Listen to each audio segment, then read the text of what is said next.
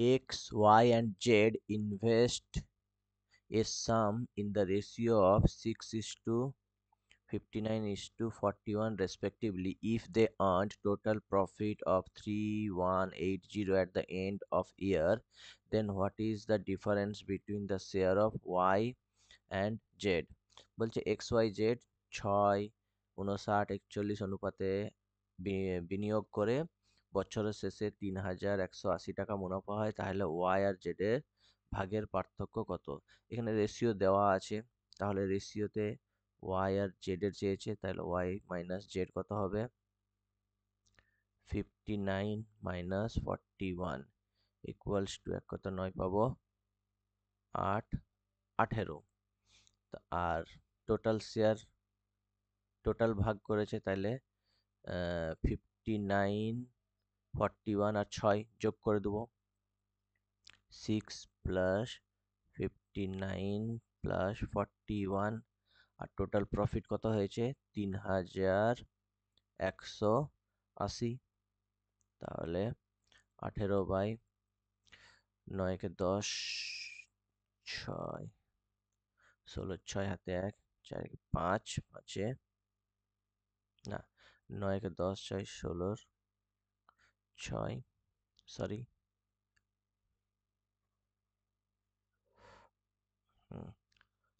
6 হাতে 4 × 5 5 10 106 গুণিত 3180, তাহলে 106 3 318 আর 0, তাহলে 18 ×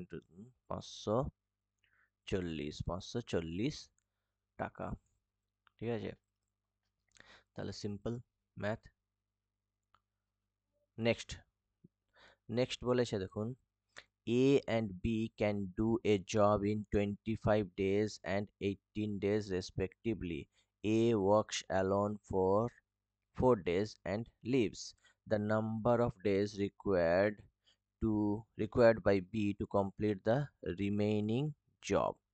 কি বলেছে, A আর B করে A আর B 25 দিনে একটা কাজ করতে পারে, A 25 দিনে করতে পারে আর B 18 দিনে একটা কাজ করতে পারে। তাহলে A work alone for 4 days, তাহলে A 4 দিন কাজ করে, তাহলে 4 দিনে কত করে দেয়, 4 এর 25 অংশ করে। তাহলে রেস্ট কত, বাকি কত অংশ বেঁচে থাকে, তাহলে 25 থেকে 4 21/25 অংশ। এই কাজটা কে করবে, এই কাজটা করবে বি। তাহলে বি কত দিনে করতে পারে, 18।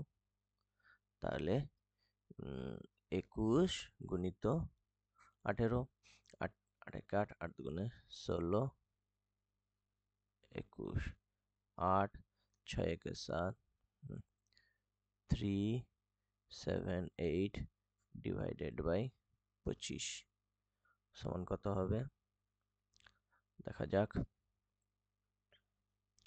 25 একে 25 12 28 25 5 125 3, তাহলে 15 পূর্ণ 3 25। তাহলে বি একা কাজটি কত দিনে কমপ্লিট করতে পারবে, 15/3/25 দিনে। ঠিক আছে, টাইম এন্ড ওয়ার্কের চ্যাপ্টারের অঙ্ক। Next, the average of 10 observations is 40. It was realized later that an observation was misread as 33 in place of 50. Find the correct average. তাহলে 10টি সংখ্যার অ্যাভারেজ বলে দিয়েছে 40, তারপরে বোঝা গেল যে মিসরিড অ্যাজ 33 ইন প্লেস অফ 50, 50-এর জায়গায় একটা সংখ্যা 33 হিসেবে ধরা হয়েছে, 33 হিসেবে ধরা হয়েছে, ভুলভাবে পড়া হয়েছে, তাহলে সঠিক গড় বের করো। তাহলে এটা করার নিয়ম আছে, দেখুন প্রথমে 50 কত বেশি কত কম পড়া হয়েছে, 50 মাইনাস 33 সমান 17 ডিভাইডেড বাই এই কটা অবজারভেশন, 10টা অবজারভেশন, তাহলে 1.7 কম পড়া হয়েছে, 1.7 কম পড়া হয়েছে, তাহলে কারেক্ট অ্যাভারেজ কি হবে?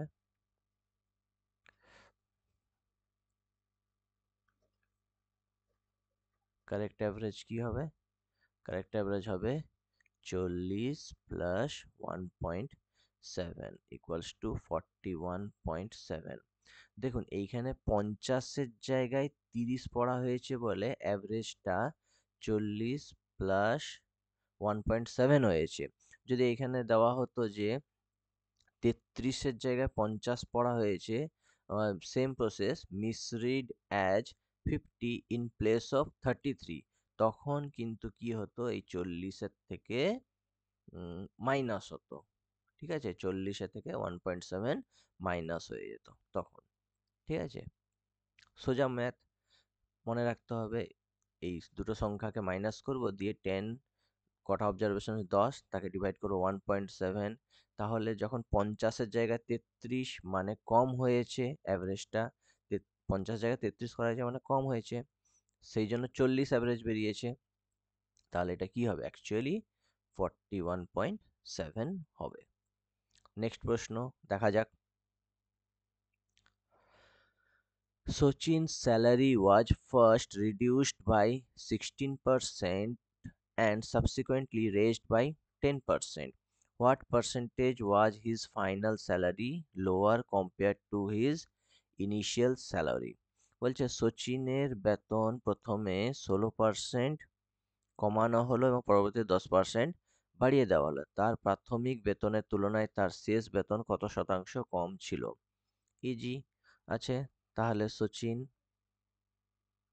সচিনের ইনিশিয়ালি স্যালারি ভাবি 100, এখন কত বলছে? 16% কম দিয়েছে, রিডিউস, তাহলে 16% রিডিউস হয়ে গেলে এখন কত হবে? 84, 84 হবে। তারপরে বলেছে আবার 10% রেজ করা হয়েছে, তাহলে এখন 10% রেজ হলে 84 গুণিত 110/100, তাহলে কত হবে? 11×4 44, 4 হাতে 4, 11×8 88, 88 4-এ 92, একটার আগে দশমিক 90, তাহলে 92.4। তাহলে ইনিশিয়াল স্যালারি 100, এখন তার স্যালারি 92.4, তাহলে কত কম? 7.6 কম। 6×4 = 10, 6×4 = 10, 7 থেকে 8, 7.6% কম স্যালারি সে পাচ্ছে এখন।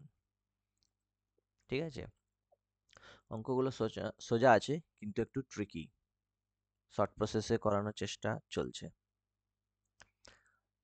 তারপর next question, the difference between the compound interest compounded annually and the simple interest if 17,700 is deposited at 4% rate of interest per annum for 2 years। কি বলেছে? বার্ষিক 4% সুদের হারে 2 বছরের জন্য 17,700 টাকা জমা করলে বার্ষিক চক্রবৃদ্ধি সুদের হার এবং সরল সুদের মধ্যে পার্থক্য কত? আগের ভিডিওতে দেখেছিলাম একটা formula, difference equals to sum R by 100 তার হোল স্কয়ার। যখন 2 বছর দেওয়া থাকবে, যখন 2 বছরের জন্য দেওয়া থাকবে, আর কম্পাউন্ড ইন্টারেস্ট আর সিম্পল ইন্টারেস্টের ডিফারেন্স বের করতে হলো, তখন এই ফর্মুলাটা আমরা ইউজ করব। তাহলে এখানে সাম কত দেওয়া আছে? 17,700 ইন্টু আর কত? 4/100 তার হোল স্কোয়ার। তাহলে আমরা লিখতে পারি 17,700 ইন্টু 4/100 ইন্টু 4/100, তাহলে দুটো শূন্য, দুটো শূন্য। এবার 177 এর সঙ্গে 4 গুণ করলে, প্রথমে 4 গুণ করি, 7×4 = 28, 8 হাতে 2, 7×4 = 28, 2 × 30 = 0, হাতে 3, 4 × 4 = 3, 7, আবার 4 গুণ করব, 8 4 32, 7 4 28, তাহলে 2832 ডিভাইডেড বাই 100, তাহলে এটা কত হবে 28.32, তাহলে 28.32 এখানে আছে। তাহলে ডিফারেন্স কত হবে কম্পাউন্ড ইন্টারেস্ট আর সিম্পল ইন্টারেস্টের 28.32। ঠিক আছে, নেক্সট ম্যাথ যাওয়া যাক।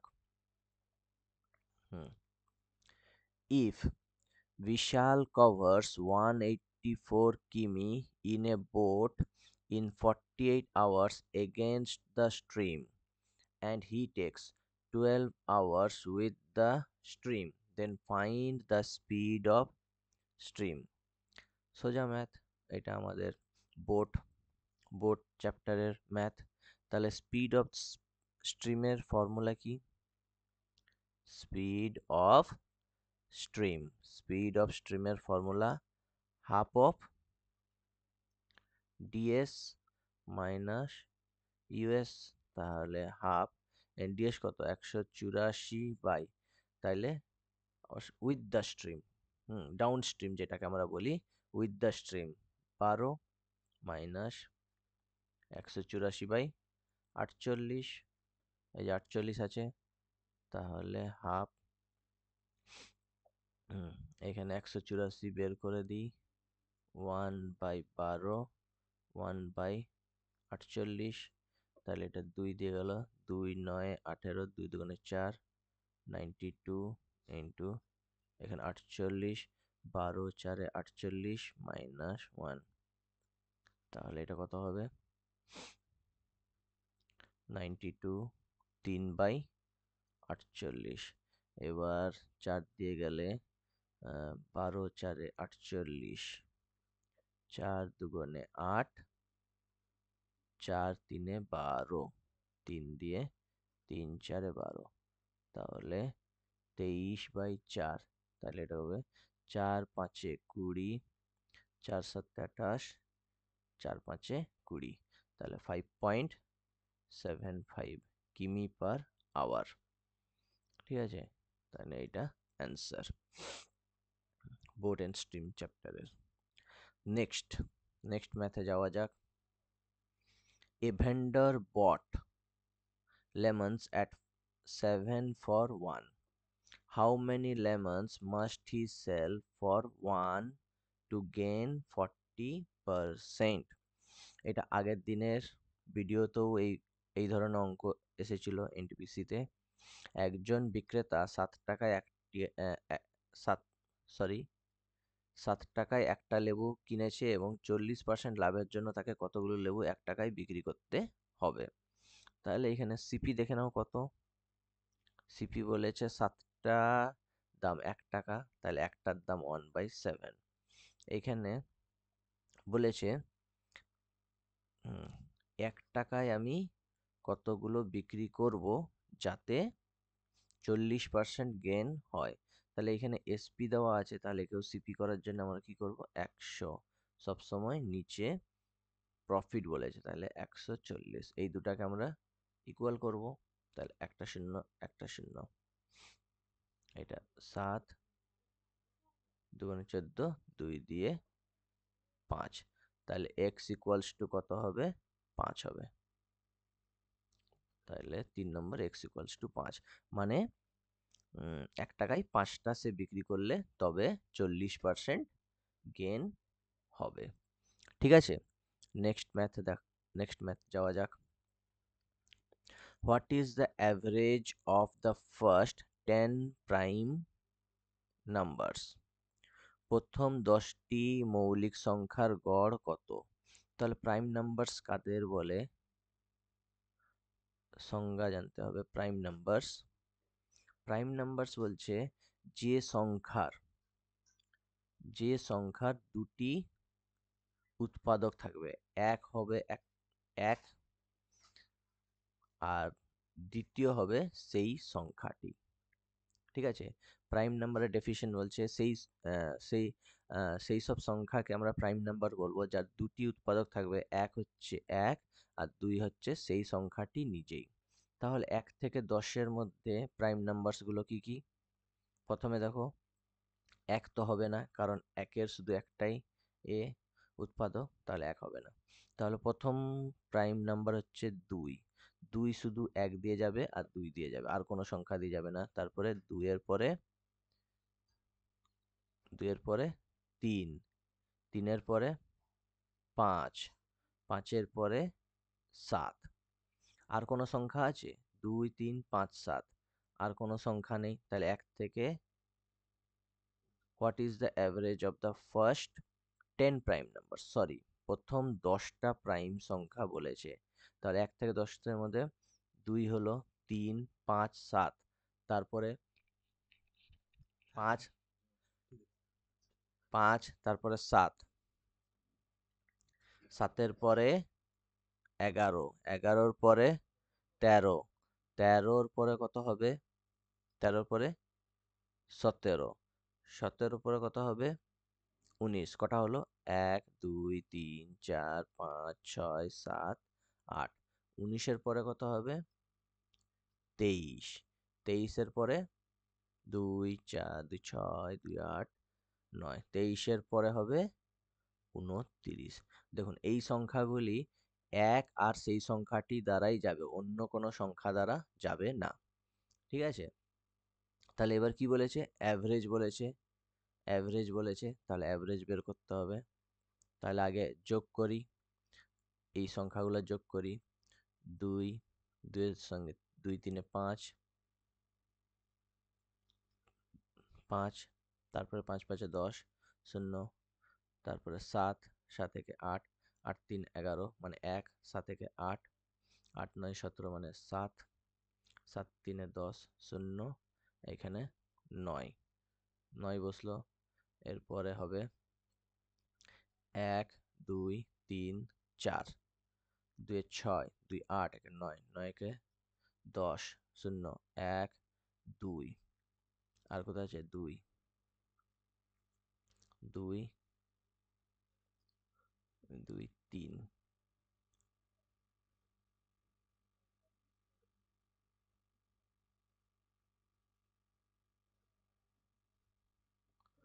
3, সরি একটু ভুল হয়ে গেল। 29, 23, 19, 17, 13, 11, 7, 5, 3, 2। তাহলে যোগ করা যাক। 9, 3 এ 12, 9, 9, 3 এ 12, 2, 2, 9, 11, 1, 7 থেকে 8, 8, 3, 11, 1, 2, 2 সাথে 9, 9, 5 এ 14, 4, 4, 3 এ 7, 7, 2 এ 9। এবার 1, 2, 3, 4, 5, 6, 7, 8, 2, 10, 2, 12, 129 ডিভাইডেড বাই 10টা সংখ্যা, তাহলে ডিভাইডেড বাই 10, তাহলে এটা কিন্তু 12.9, 12.9 হলো। ঠিক আছে? যোগটা একটু ঠিকভাবে করে নেবে, একটু ভুল হলো। Next, one pipe can fill the tank in 21 minutes while another pipe can empty completely filled tank in 24 minutes. If both the pipes are operated together on empty tank, how long will it take to fill 1/4 of the tank? বলছে একটি pipe 21 মিনিটে ট্যাঙ্কটি পূর্ণ করতে পারে এবং অন্য একটি pipe 24 মিনিটে সম্পূর্ণ ভরা ট্যাঙ্কটি খালি করতে পারে।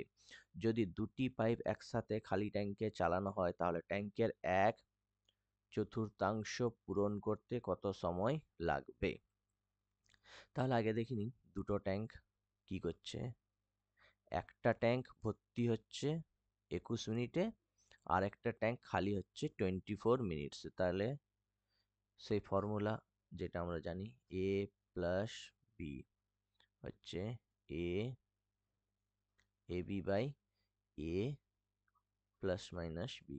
তাহলে এখানে দেখুন একটা ভর্তি করছে আর একটা খালি করছে, তাহলে A B 21 into 24 divide by A minus B খালি হচ্ছে, তাহলে 24 থেকে 3, তাহলে 3 আসতে 24।